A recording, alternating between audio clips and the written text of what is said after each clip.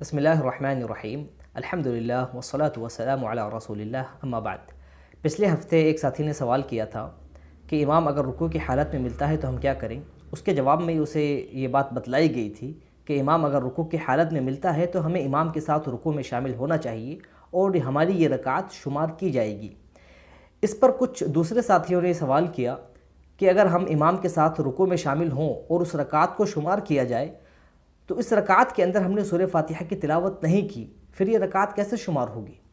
اس کے جواب میں عرض کروں گا کہ علماء اہل حدیث کا اس مسئلے میں اختلاف ہے۔ ابو ہریرہ رضی اللہ تعالی عنہ،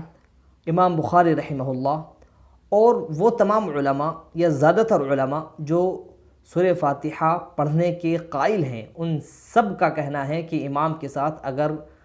رکوع ملتا ہے اور ہم سورہ فاتحہ نہیں پڑھ سکے تو ہماری یہ رکعت شمار نہیں کی جائے گی۔ جبکہ اس کے بالمقابل دوسری طرف حضرت علی، عبداللہ بن مسعود رضی اللہ عنہما اور کچھ دیگر صحابہ،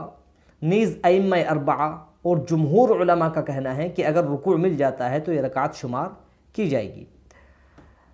پہلے لوگوں کی دلیل ہے کہ اس نے امام کے ساتھ سورہ فاتحہ نہیں پڑھی، رکن چھوٹ گیا تو وہ رکعت شمار نہیں کی جائے گی۔ جبکہ دوسرے قول والوں کا، جن کا کہنا ہے کہ رکعت مانی جائے گی، ان کا کہنا ہے کہ اس مسئلے میں دلیل ابو بکر رضی اللہ تعالی عنہ کی روایت ہے جو میں نے پہلے بھی ذکر کی تھی۔ امام بخاری رحمہ اللہ نے اسے اپنی صحیح کے اندر ذکر کیا ہے۔ ابو بکر کی روایت ہے کہ وہ مسجد میں نماز کے لیے آتے ہیں، دروازے پر وہ پہنچتے ہیں تو دیکھتے ہیں کہ اللہ کے رسول رکوع میں ہیں۔ انہوں نے دروازے ہی پر رکوع کیا اور صفوں کے درمیان چلتے ہوئے آئے، یہاں تک کہ صف سے مل گئے۔ اللہ کے رسول نے نماز کے بعد ان سے کہا، زادک اللہ حرصا ولا تعد، کہ اللہ تعالیٰ آپ کے حرص میں مزید اضافہ کرے لیکن یہ دوبارہ نہیں کرنا۔ وہ لوگ جو کہتے ہیں کہ رکوع ملنے سے رکعت نہیں ملتی، وہ کہتے ہیں کہ اللہ کے رسول نے کہا کہ ایسا دوبارہ نہیں کرنا، یعنی یہ رکعت نہیں ملی ہے آپ کو، اب آپ ایسا دوبارہ نہیں کرنا۔ لیکن وہ لوگ، وہ علماء جو کہتے ہیں کہ رکوع ملنے سے رکعت مل جاتی ہے، وہ کہتے ہیں کہ اللہ کے رسول نے ان سے کہا ایسا دوبارہ نہیں کرنا، یعنی یہ جو آپ صفوں کے درمیان چلتے ہوئے آئے ہیں، مسجد کے دروازے سے صف تک جو آپ چلتے ہوئے آئے ہیں، ایسا دوبارہ نہیں کرنا، بلکہ صف تک اطمینان سے آئیں، اس کے بعد اللہ اکبر کہہ کر امام کے ساتھ رکوع میں شامل ہوں۔ نیز اللہ کے رسول نے انہیں رکعت دہرانے کا حکم نہیں دیا، یہ اس بات کی دلیل ہے کہ رکوع ملنے سے رکعت مل جایا کرتی ہے۔ نیز آپ یہ دیکھیں کہ ان صحابی نے مسجد میں داخل ہونے کے بعد اللہ کے رسول کو رکوع میں دیکھتے ہی رکوع کر لیا۔ ان کا یہ عمل کیا بتلاتا ہے؟ ایسا کیوں نہیں ہوتا کہ کوئی صحابی مسجد میں آئے اور اللہ کے رسول کو قیام کی حالت میں دیکھ کر مسجد کے دروازے پر ہی اللہ اکبر کہہ کر نیت باندھے اور اس کے بعد چلتے ہوئے کوئی صف کے اندر شامل ہوا ہو؟ انہوں نے رکوع کے اندر اللہ کے رسول کے ساتھ شمولیت کو اختیار کیا کیونکہ انہیں ڈر تھا کہ رکوع چھوٹ جائے تو رکعت چھوٹ جائے گی۔ رکعت حاصل کرنے کے لیے کہ رکعت مل جائے، انہوں نے دروازے پر رکوع کیا اور پھر چلتے ہوئے آئے۔ ان کا یہ عمل یہ بتلاتا ہے کہ صحابہ کرام کے درمیان یہ بات عام تھی کہ رکوع ملنے سے رکعت مل جایا کرتی ہے۔ اسی رکعت کو پانے کے لیے ابو بکر نے دروازے پر ہی رکوع کر لیا تاکہ رکعت نہ چھوٹے۔ یہ عمل ان کا اس بات کی دلیل ہے کہ رکوع ملنے سے رکعت مل جایا کرتی ہے۔ نیز دوسری روایات ہیں جو اس بات کی دلیل ہے کہ رکعت ملنے سے رکعت مل جایا کرتی ہیں۔ حضرت عبداللہ بن مسعود رضی اللہ تعالی عنہ کا واقعہ ہے کہ زید بن وہب حضرت عبداللہ بن مسعود کے ساتھ مسجد میں آتے ہیں نماز کے لیے، رکوع کی حالت میں امام انہیں ملتا ہے۔ نماز ختم ہونے کے بعد زید بن وہب کھڑے ہونے لگتے ہیں تو ابن مسعود ان کا ہاتھ پکڑ کے بٹھا لیتے ہیں، کہتے ہیں قد ادرکت، کہ تمہیں جماعت مل گئی ہے، رکعت مل گئی ہے، نماز اور رکعت دہرانے کی ضرورت نہیں ہے۔ یہ بھی اس بات کی دلیل ہے کہ رکوع ملنے سے رکعت مل جایا کرتی ہے۔ یہاں پر ایک مسئلہ ہے کہ دو حدیث ہمارے پاس ہیں، ایک ہے کہ رکعت ملنے سے رکوع مل جاتا ہے، دوسری روایت ہے کہ جس نے سورہ فاتحہ نہیں پڑھی اس کی نماز نہیں ہوئی۔ محدثین کا یہ قاعدہ ہے کہ اگر دونوں حدیثوں پر عمل ممکن ہے تو دونوں حدیثوں پر عمل کیا جائے، لیکن اگر دونوں حدیثوں پر عمل ممکن نہ ہو تو پھر ان میں راجح اور مرجوح دیکھا جاتا ہے کہ کون سی روایت زیادہ بہتر ہے اور کون سی روایت اس کے مقابلے ضعیف ہے، تو جو زیادہ قوی ہوتی ہے، مضبوط ہوتی ہے، اس پر عمل کیا جاتا ہے۔ یہاں پر ہمارے پاس سورہ فاتحہ پڑھنے والی روایت بھی قوی ہے اور امام رکوع کی حالت میں مل جاتا ہے تو رکعت ہو جاتی ہے، یہ روایت بھی قوی ہے۔ دونوں روایتوں پر عمل ممکن ہے اس اعتبار سے کہ اگر ہم مسجد کے اندر آتے ہیں، مسجد کے اندر آئے، امام ہمیں رکوع کی حالت میں ملا تو ہم امام کے ساتھ رکوع کر لیں، رکعت ہمیں مل جائے گی۔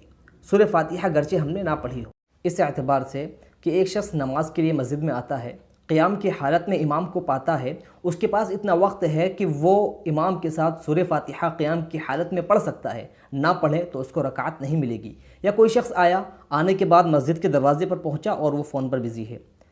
فون پر لگا ہوا ہے، یا آپس میں چیم ہو گئی ہیں، جس طریقے سے تراویح میں لوگ کرتے ہیں، بیٹھے ہوئے آپس میں باتیں کرتے رہتے ہیں، وہ باتیں کر رہے ہیں یا فون پر بزی ہے، اور جیسے ہی امام رکوع میں پہنچا آئے اللہ اکبر کہہ کر امام کے ساتھ رکوع میں شامل ہو گئے، تو ہم یہ کہیں گے کہ آپ نے جان بوجھ کر کوتاہی کی ہے، آپ کو سورہ فاتحہ پڑھنے کا وقت ملا تھا، آپ نے سورہ فاتحہ نہیں پڑھی، لہذا آپ کی یہ رکعت نہیں ہوئی۔ لیکن ایک شخص ہے جو گھر سے آتا ہے، مسجد کے اندر پہنچتا ہے، اطمینان سے آیا، وہ مسجد میں پہنچا، دیکھا کہ امام رکوع کی حالت میں ہے، تو اسے چاہیے کہ وہ اللہ اکبر کہے اور رکوع میں امام کے ساتھ شامل ہو جائے، انشاءاللہ اس کو یہ رکعت مل جائے گی، کیونکہ اس نے سورہ فاتحہ نہ پڑھنے کی کوتاہی نہیں کی ہے، یا سستی سورہ فاتحہ پڑھنے میں نہیں کی ہے، بلکہ اسے وقت نہیں مل سکا۔ ایک مسئلہ ہے خاص اور عام کا، کہ سورہ فاتحہ پڑھنے کی روایتیں عام ہیں کہ سورہ فاتحہ نہ پڑھیں تو نماز نہیں ہوتی، جبکہ رکوع پانے والی روایت خاص ہے کہ یہ اس عام کو خاص کرتی ہے جو سورہ فاتحہ میں سورہ فاتحہ پڑھنے والی روایت کا جو عموم ہے اس کو خاص کرتی ہے رکوع پانے والی روایت۔ ویسے ہی جیسے کہ ایک عام قاعدہ ہے شریعت کا کہ چور کے ہاتھ کاٹ دیے جاتے ہیں، اگر کوئی چوری کرتا ہے تو اس کا ہاتھ کاٹ دیا جاتا ہے، لیکن حضرت عمر رضی اللہ تعالی عنہ نے جس وقت مدینہ کے اندر بھکمری آئی تھی اس وقت چوروں کے ہاتھ نہیں کاٹے تھے، کیونکہ ایک خاص سچویشن تھی، خاص معاملہ تھا، خاص حالات تھے، جس کی وجہ سے حضرت عمر نے اس عام حکم کو نافذ نہیں کیا تھا۔ سورہ فاتحہ پڑھنا ضروری ہے، لیکن اگر کسی کو وقت نہیں مل سکا، ایک خاص حالت ہے، رکوع کی حالت میں امام اسے مل رہا ہے، تو اسے وہاں رکعت مل جائے گی، اور دلیل وہ ابو بکر رضی اللہ تعالی عنہ کی روایت ہے جو میں نے ابھی آپ کے سامنے پڑھ کر سنائی ہے۔ اس کے ساتھ ہم یہ جانتے ہیں کہ رکوع اور رکعت دونوں میں سیم الفاظ ہیں، را کاف عین رکوع اور را کاف عین رکعت میں بھی۔ رکعت کو رکعت کہا ہی رکوع کی وجہ سے جاتا ہے،